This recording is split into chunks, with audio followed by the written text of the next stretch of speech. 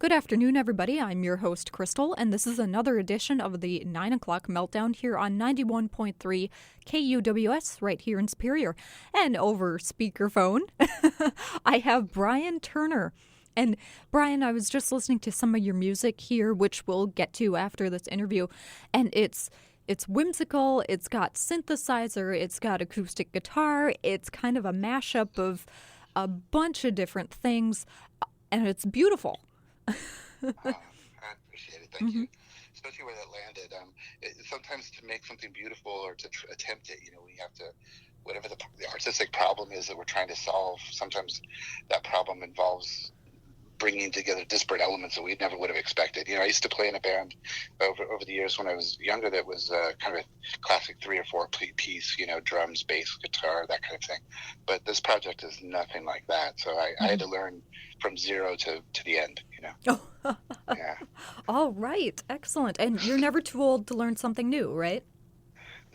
Well, we live short lives. Even the longest lives are short, Mm-hmm. True. Very true. Yeah. Sorry, my boss just came in to check on me to make sure everything was rolling fine. So Oh, the sure. the on-air lights on, and for those of you who don't know, that was the wonderful Paul Damberg, who was our regional manager. So we were struggling a little bit here with some technical difficulties, but it all worked out. And Brian, thank you for being such a good sport about it too. Oh, no, I'm honored to be on the show. Yeah, Oh, thanks. Thanks thank for having you, me. thank you. And now the album that I was listening to earlier is Interplanetary. That's a mouthful in itself. Acoustic Team. Let's talk a little Yeah, bit about that name. Is that your band name? Is that a separate yeah. name? It's the name of the band, the Interplanetary Acoustic Team. It's quite a few syllables, which was kind of tricky because even when you create websites or search engines or things like that, if you want to create a group and then have people be able to find you, that's a tricky one sometimes to deal with. But I thought we had to name it that because the idea is interplanetary. There's a sort of journey, and it's a metaphorical journey that takes place after life in a sense, Mm-hmm. and it's the imagination journey beyond the world that we live in. And the acoustic is a little bit of a play because it's not there is an acoustic guitar here and there on the album, but for the most part it's modular synthesizers and that kind of thing. But the idea of acoustic soundings or listening to the universe or the listening to musical waves, that kind of thing. Mm-hmm. So we're the team that goes out in the universe and listens for sound, that kind of, that's the sense of it. Mm-hmm. Okay, and I definitely did get that sense listening to you guys just kind of have this free flow, almost trance kind of sound going out. Is that really what you aimed for? Is kind of more of a trance kind of music? I really wasn't thinking in terms of what the sound would be. What I was trying to do was my wife, she passed away in 2016 from breast cancer, Oh, I'm so and she sorry. was she was a phenomenal poet, and she was and so much more than that. But just in terms of as an artist, she was a writer. Her second book is coming out.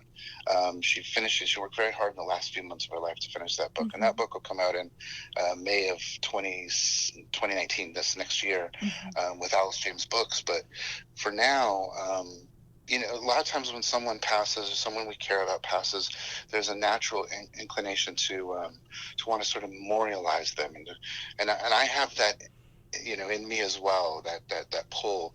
But I'm also resisting that so I don't want to create art because I like her. I'm an artist, and I don't want to create art that is like it creates further tombstones to put over her grave, in a sense. Okay. Like what I want to try to do is because she passed away young, and she when we talked, she often talked about how she felt like she was just coming into her time as an artist, like she was just getting her stride, you Mm-hmm. know.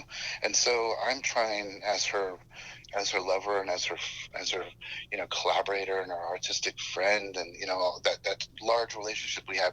I'm trying to, rather than create tombstones over her grave, I want to create a way to find ways to continue collaborating with her. It's really tricky because, I don't, I, she doesn't, I, I'm not able to access her her choices, her volition in the process, Mm-hmm. So I have to listen as hard as I can and try to disrupt my own processes of the things that I would choose or do, and try to think, what would she choose or do?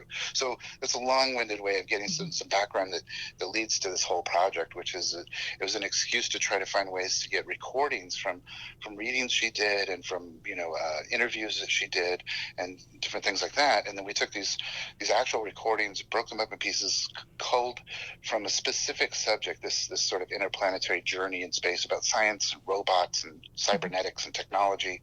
We took all of that and tried to create a landscape of sound that was in conversation with her words. Mm-hmm. And Does that make sense? it does, it does. And I Yeah. was actually So wondering about that because yeah. in one of your songs, it's flowing, it's got its nice kind of groove, and then all of a sudden a woman's voice comes in and says robotics. And then another guy's voice comes in and says, "Oh, I had it installed in the back of my brain," and Yeah, it yeah. it just kind of caught me a little off guard, and I Mhm. got very curious after that. I'm like, "Where is this going to go?" But it didn't Yeah. necessarily go on. It looped Mhm. back and repeated, which I thought was really cool and a very interesting kind of artistic take on things. Just because in songs, you'll pick one subject and there'll be a little bit of a story sometimes. But it'll have, the verse, the chorus, the next verse that relates to the first verse. And it was a very interesting stylized choice. Yeah, we're trying to break that up a bit, because in her poems she wouldn't often do the normal sort of refrain style, Mm-hmm. or the bridge and the usual sort of classic song structure kind of thing. But Mm-hmm. those words of the British scientist, that's in the first song, right? 1111, and that those are the only words that aren't hers on the album. Oh, So okay. all of the other words, whether they're sung by someone else or it's her voice, they're all her words, Mm-hmm. except for that British scientist. She also did some journalistic work in her life, and so that's actually from a phone conversation she did, like we're doing right now, that she had recorded on background for a print interview that she was doing. And the print interview, none of that shows up, but I found it fascinating when I found this tape with her conversation with this crazy British scientist who actually wired up his brain, and he wired up his wife in a way, or they both wired each other up. So they were, sort of physically wired into the brain with a baseball hat with the electrodes inside and stuff. And he could touch his fingertips, and then she could feel him touching her. She could feel it in her fingertips, and vice versa. Oh, So they were, that's. yeah, Mm-hmm. yeah. So it was some pretty bizarre stuff that I just found fascinating. And then that first song is a little bit of it throws a little bit too, because the rest of the album sort of shifts from there too. So that's the Mm-hmm. most conventional song, I would think, compared to the others on the album. Mm-hmm. Right, Yeah. right. Let's talk about the team aspect of this. And now, Brian, I Yeah. kind of get the sense that you're not creating all of this just yourself, that you've No, brought not at the all. Yeah. interplanetary team, acoustic Yeah. team, Yeah. with you.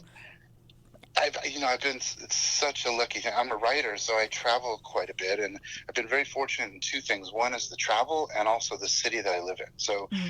in Orlando, I'm very fortunate because a friend of ours is his name is Benjamin Kramer, and he's a jazz bassist, an amazing musician, and he also happens to be he has a PhD in music engineering. He leads the LA Film School's online music engineering program. He has a studio built in his house, and so he's like this perfect collaborator to work with on crafting, because oftentimes we think of engineers as sort of, a lot like editors in writing. They just Mm-hmm. sort of clean up things at the end. But a fine editor is synonymous with an artist, and the same is true with an engineer. If you get an engineer who's a musician like he is, then we really crafted these songs quite a bit together. And then also here in Orlando is Jared Sylvia, who's this amazing modular synth player. He also goes by Pressure Wave as an artistic name, and he's taught me a lot about modular synthesis, and which was new to me. I came to this as a bass player and trumpet player, flugelhorn, horn player, Mm-hmm. and but I needed to learn something about modular synthesis, because I felt this music needed to be out in interstellar sort of space, and rather than being organic. So you notice there's no drums on the album. There's a little bit of a gesture to it in the very first song, but after that and we tried to hide it so that no one would actually even notice there weren't drums on it. Mm-hmm. So So some of the other people that are involved are Stephen Leafley, who's a guitarist who originally from the UK, but just phenomenal jazz guitarist, but he does a lot of rock stuff too. And then Sunil Yapa, and Sunil is he's a novelist and a friend of mine. And then I happened to find out he played guitar, and then I found out he's a phenomenal guitar player. And so he does a lot of what I would say guitar, but sometimes people say pedals, but I think of them more as soundscapes. And he creates these soundscapes with his guitar that are beautiful. And beyond that, there are quite a few people. I don't want to take all your time up on the show, but there's too many to mention. But among them, Hello Ocean is an amazing band in Sweden, and I happen to know them through poetry because I'm a poet as well. But the singer there, Stina Svensson, her mother was a publisher, and so she had published translations of my books into Swedish, and I had done book tours there and that kind of thing. But then Stina and I started talking, and with her band, I asked them to do some background, to collaborate with us on some of these couple of tracks, and they just added so much to it. And then similarly, there's an opera singer in Cologne in Germany who sings on one of the tracks, Cameron Dezen Hammond. She's down in Houston, amazing songwriter and singer. She's got a couple of albums herself, and an amazing artist. And there's one very special thing that I didn't think I'd be able to have happen on the very last song. My wife Elise, she loved this band out of Wellfleet, Massachusetts, called the Parkington Sisters. And so I don't know how I was able to do it, or I wasn't able to do it. But what happened is that, it's not about me. It's really the Parkington Sisters are just so very genuine and very generous, and they I asked them if they would play on the track, and so they added harmonium, and they doubled my acoustic guitar, and then they sang backing vocals, so that my wife Elise is now the lead voice on that with the Parkington Sisters singing behind her. It's just a beautiful gift. Oh my goodness, that's gorgeous to hear, and what an amazing thing to have happen. Not to downgrade the sorrow that it came out of, but like you said, it now. She's on there with her favorite band. What an amazing gift. yeah. It's just it's bittersweet. It's something I wish we'd done while she was alive, and but this band is now a vehicle to try to continue collaborating with my wife and to make art with her. So, and I'm really grateful to all those who've jumped in to add their sort of genius and their brilliant hearts to the work. Yes, definitely. And Brian, not to jump away from the music here, but you said that you're a poet and that you're an author. Let's jump into kind of your writing style and where you've been with your writings. Sure. This might throw a left. That's okay. That's sort of thing that's here, what the show's about. Left curve. Let's go.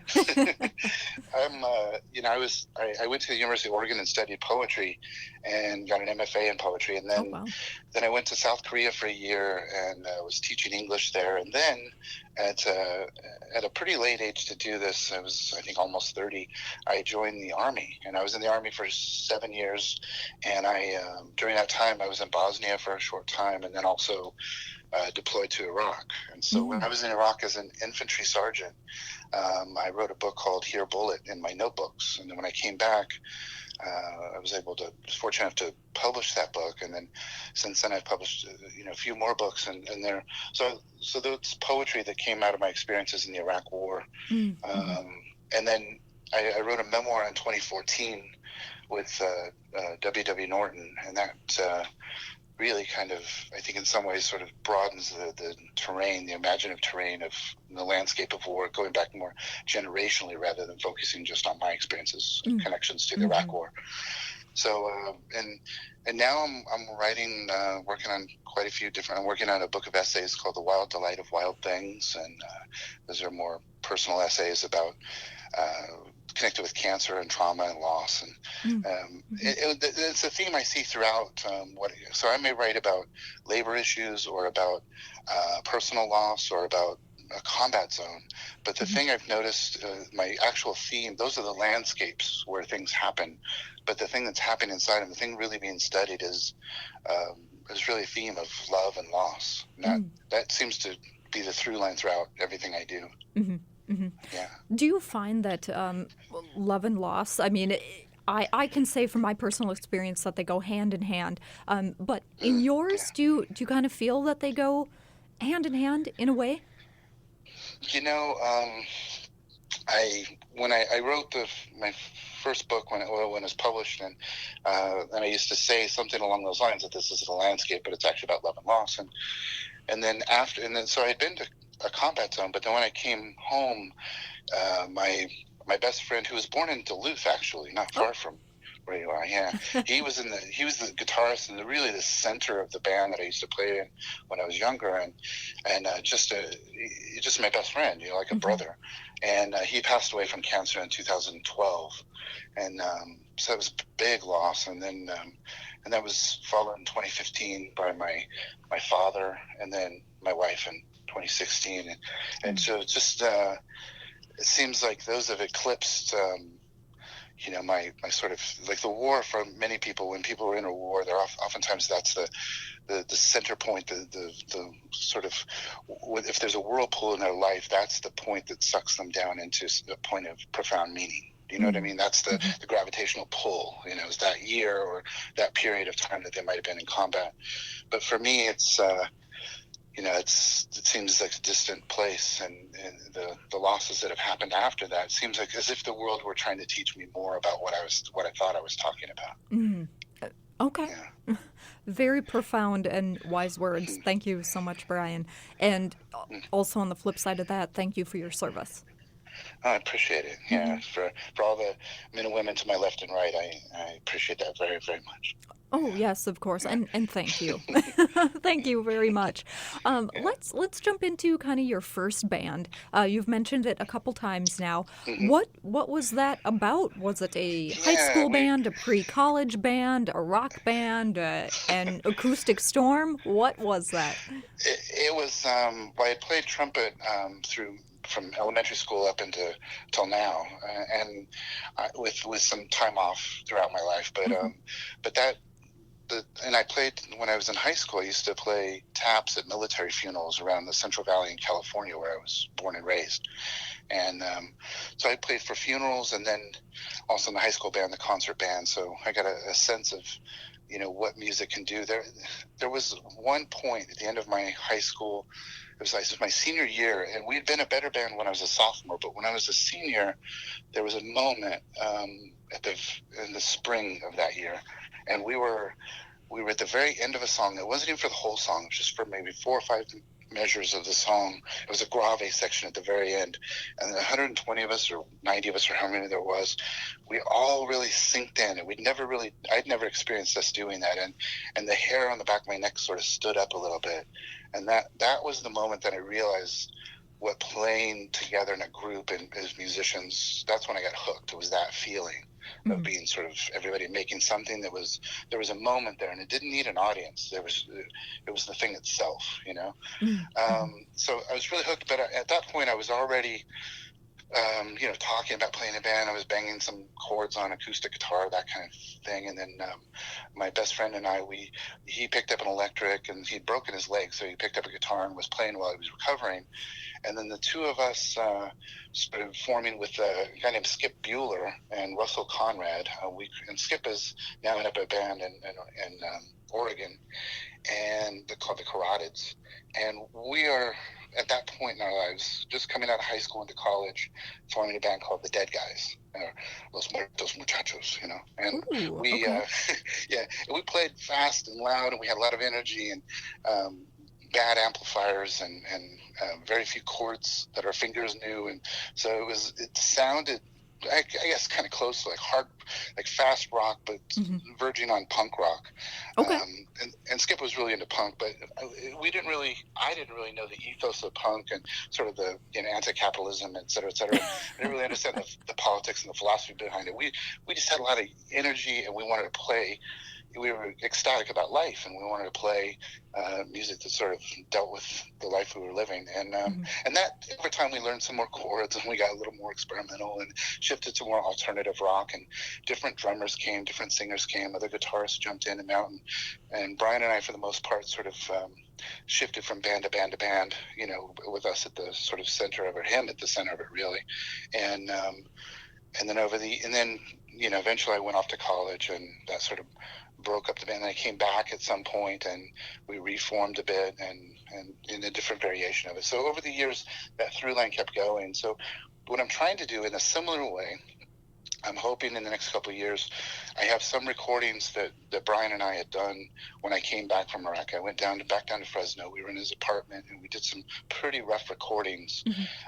And this is more like acoustic, I'd say like folk rock kind of stuff, kind of the Southwestern kind of style to it, and a lot of sort of tweed guitar sounds and that kind of thing.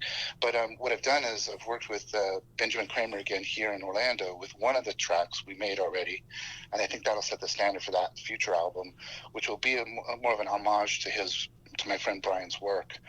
So in that one we were able to, for example, there was an acoustic, there was a microphone that recorded both of us, and I was playing a kind of a boomy acoustic with a low bass end, and he was playing a steel string that cut through a bit. And it was his song. So what we did was we cut out the low frequencies, isolated his guitar more, and then we're using that as the rough template to start add drums and bass and vocals and stuff to it. And it's worked out pretty well, so that he's playing and you can hear him, and now we've got a band around him. And so hopefully there'll be a kind of a short album of songs with his music to kind of celebrate his imagination, Yes. Oh, very cool. Now I'm excited for that now too. Do you have I'll send it to you as soon as I get it. Okay. All right. Well, there you go. Well, thank you very much, Brian. All right. And now with your latest release, Interplanetary Acoustic Team. Whew, I made it through. Sure.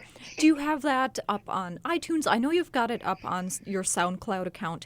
Are you looking at releasing that to a CD, a record, anything like that? Yeah, it's if people go to our website, theinterplanetarayacousticteam.com, there's it's a little funky website. If you look at the very near the end, it says payload. And in there, if you open it up, that's basically the store, merchandise stuff, there are T-shirts and stuff like that. But there's we have a CD and really wonderful, because here in Orlando, I was able to meet up with a guy named Wesley Wolf, and Wes is amazing. He's a phenomenal musician himself, but he also does specialty LPs. He'll do a run of no more than 50 as a philosophy of making, kind of boutique specialty albums. Yeah. And he I worked with him, but I wanted to do a limited run of 300 LPs. So he put me in touch with people that he learned from and worked with Duophonic in Augsburg, Germany. So they cut the album and they printed it and pressed it and all that. And it's a beautiful. I'll send you a copy if you like LPs. It's a 2 LP set with blue vinyl that's semi-transparent, and it's just gorgeous. And they've done the sound is really, really beautiful. So yeah, so that's also on all the different streaming platforms that people might want to find it on, Amazon or Spotify, all that, iTunes and stuff. Yeah. Great, Brian. Thank you so much. And now I was looking up some of the reviews that you had sent me, and I had to smile at one of them because there's a picture of you out on a beach in a astronaut suit with an acoustic guitar. Now, never in my life would I think I would have come across all those combinations. And this was, while I was listening to one of your first tracks on your newest album, I was like, okay, this explains a lot of what I'm listening to right now. Yeah, I got that idea eventually, or at one point I was in Chicago for a reading, and I realized I had an extra day. So I called up this costume place, and they happened to have a suit, this astronaut suit, and I thought, well, I'll go check it out. So I went over there and put it on, and I got a selfie stick in my phone, and I just started walking around, photographing myself, just randomly walking through the streets of Chicago, which was an interesting experience in itself, because cars, have a tendency to stop, and they don't see astronauts, every day walking down the road, Right. But then I rented it, and then we did a video shoot. We'll have a video coming out pretty soon that has that suit involved, and Jared Sylvia, who's the synth guy, and Benjamin Kramer. The three of us each went down to the beach, and we did a day long sort of shoot there, a video shoot, and then because both of them work in video production, or they're connected to it, and especially Jared has done videos and stuff. And then we went to Full Sail University, which has a giant green room, and we did some filming in there too. So we had a lot of fun with that suit. And actually, I intend to try to get 3 or 4 of them and rent them again and go do another larger kind of video shoot. So it's just fun, in a lot of ways. Yeah. And that's part of it is, this is a project of love and loss, like I said, but I want to make sure that there's a celebration of her. And she had such a great sense of humor, and so I don't want to take myself too seriously in the process. Okay. Or it's like this blend of seriousness and humor. It's a tricky balance. I guess it's like life, Right. Life is like that. You'll have good days and bad days and everything in between. Yeah. It's full of tragedy and full of joy, I mean, they're inseparable. Yeah. Right. And that's where theater comes from. Absolutely. Yeah. So, Brian, it sounds like you're almost like a DIY master and a networking guru to make all these things kind of happen.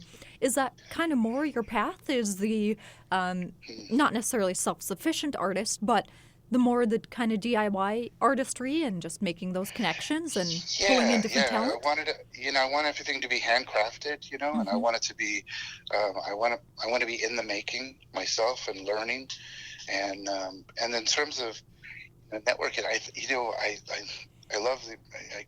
had this very fortunate life where I get to meet incredible people, and the problem is there just isn't enough time to do more with them, and I think I used to meet incredible people and I'd just be sort of floored by them and just continue on with my day, or go back to my life or whatever.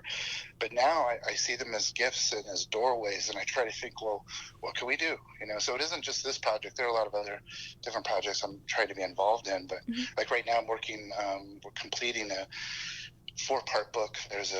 I'm writing poems, and so is a writer named Shole Wolpe, who's in Los Angeles, and then she's a poet and a translator, and so she's helping to translate the poetry of a third participant who's in Kabul, and he's writing in Persian, and she's shifting it into English. And then there's a friend of mine named Sadek Mohammed, who's a poet in Baghdad, and so the 4 of us are collaborating to create this book of poetry.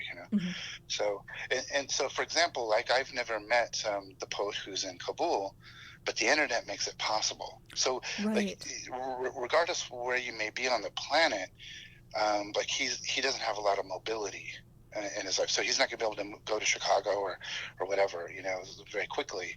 But through the internet, we can just over a series of months work on a project together, even if we've never met in person, And I know this is such a simple thing, but I think for me, it's just over time, if I make sure that I physically push myself to do it, then we make these amazing things, Right. And right. Yeah. So I encourage others to do the same. That's why I belabor the point, Oh, yes, of course. I completely understand. And now, Brian, I just have to do a really quick comparison here to your music. So as I was listening to it, which we'll get to here in a few moments, it automatically reminded me of a local artist that we have here, Rob Nelson. And he does a lot of synthesizer and keyboards and, brings in a guitarist and stuff like that.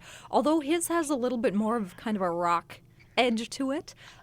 Cool. But automatically I thought of him and I was like, this is really cool. Another person that's creating similar artwork.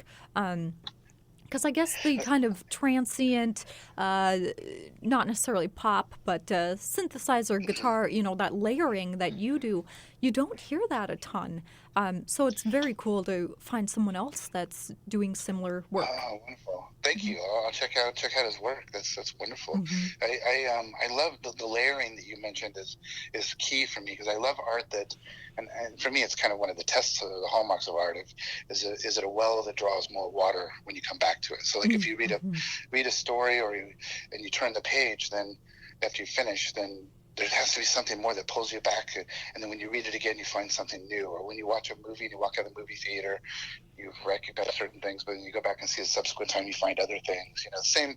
So, like for example, there's a song called "The Stars" on the album, and that song has the acoustic guitar, and I'm doing some singing and all. There are definitely modular synthesizers and all that, but in the background, if you look listen very carefully, high up in the higher registers, you'll hear a kind of trembling, kind of a soft trembling marimba-like sound a bit. Mm-hmm. And it's what it is Ben Kramer, the engineer and the bassist.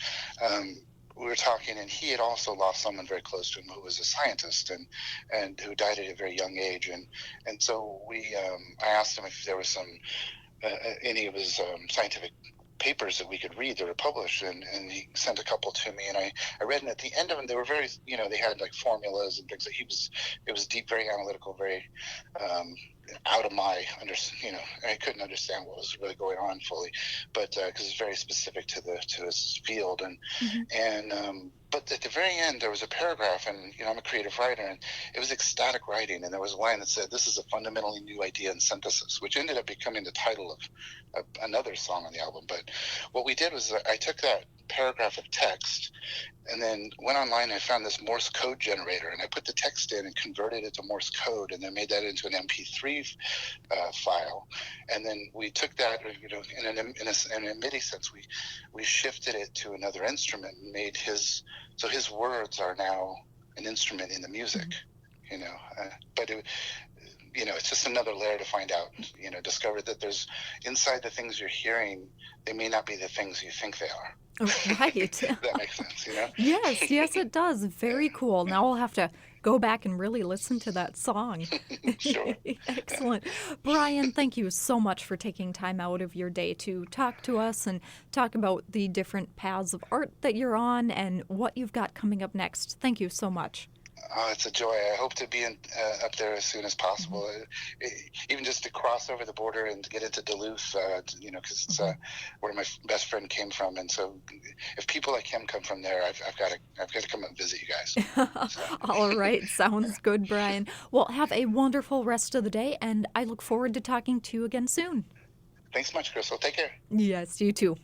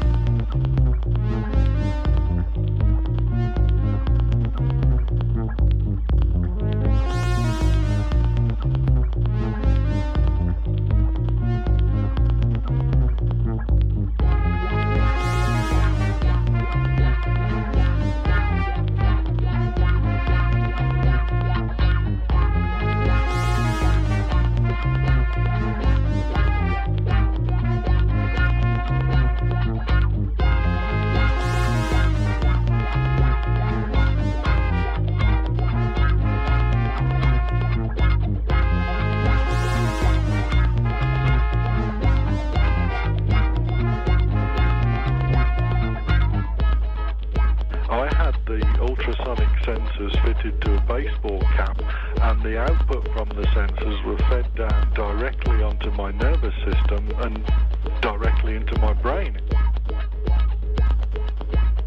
So, was there anything that happened that you totally didn't expect?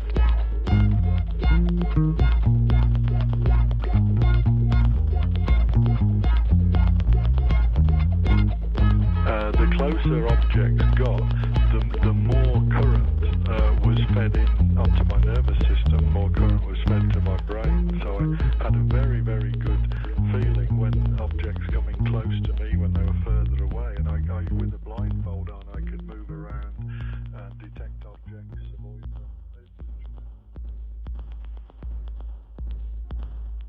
I think when we're looking to Cyborg 3.0 with more to do with brain implants, that's looking at thought communication.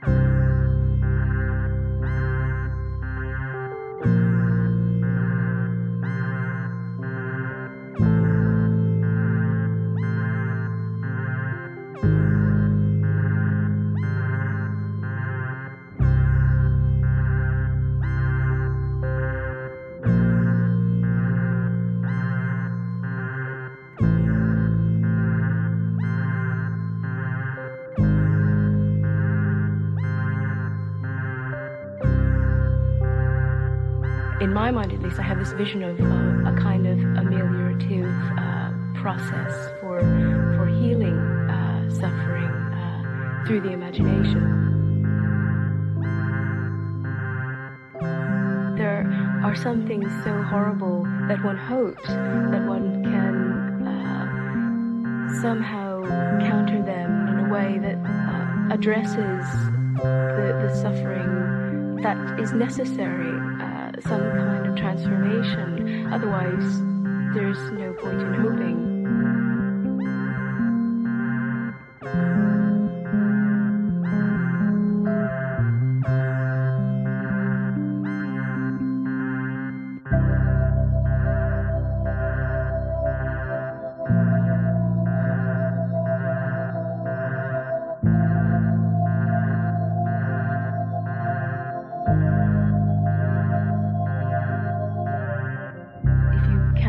At least that you can change suffering by reworking it.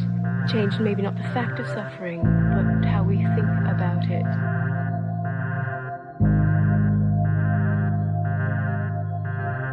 Well, you can use the imagination to become more spiritual, more creative, and to empower yourself, really.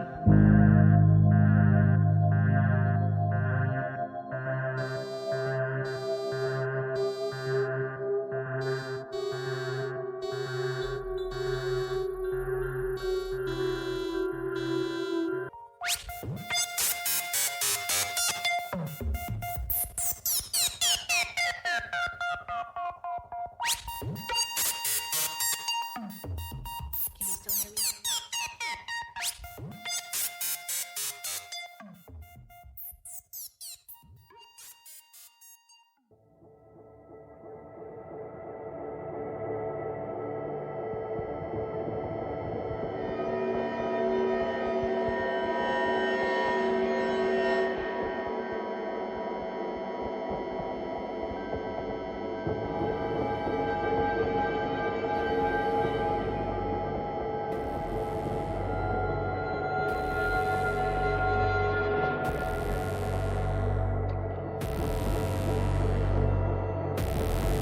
The universe explodes into being, visible from every possible angle. 8 billion years into the future, our radio telescopes press their ears to the sky, so finely tuned they can hear the sound a single atom makes. Its cavitation in space loosing into the nascent universe, a D note, 20 octaves above your cochlea's register. Here's an atom that will later become part of you, then me. Handed down through generations, through millennia, to those we love, to those who carry on after us. Here, nebulae are born, their jeweled elements and precious metals strewn across the vacuum of space-time, the bright, curving horns of protostars. So much light, and the billowing, diaphanous robes of elements swelling in waves, stars pinwheeling outward, the Milky Way drowning in an ocean of sparkling matter.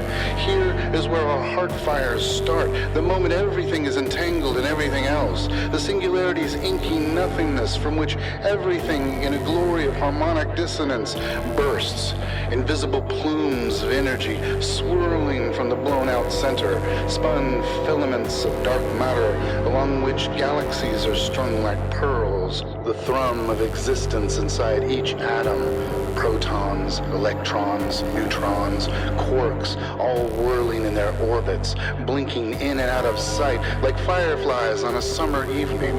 The first atoms fusing into molecules, chains of hydrocarbons, amino acids, proteins. Complexity the universe itself cannot resist, as somewhere, illuminated by the spent hull of its embryonic shell, the first life is born.